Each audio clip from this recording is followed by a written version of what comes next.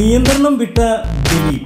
ഈ കഴിഞ്ഞ കുറെ മാസങ്ങളായി മലയാളത്തിലെ ജനപ്രിയ നായകൻ ദിലീപ് അഭിനയിച്ച മനോവിഷമം എടുത്തു പറയേണ്ടതാണ്.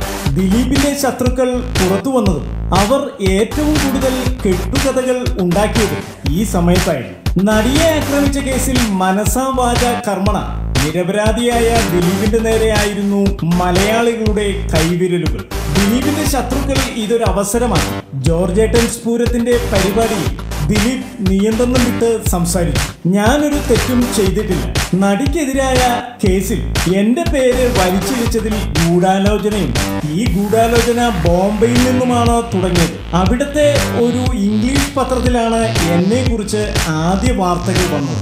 അതിനു പിന്നിൽ ആരൊക്കെയാണ് എന്ന് എനിക്ക് മനസ്സിലായിട്ടുണ്ട്. എനിക്ക് 17 വയസ്സുള്ള ഒരു മകളുണ്ട്, സഹോദരിയും അമ്മയുമുണ്ട്.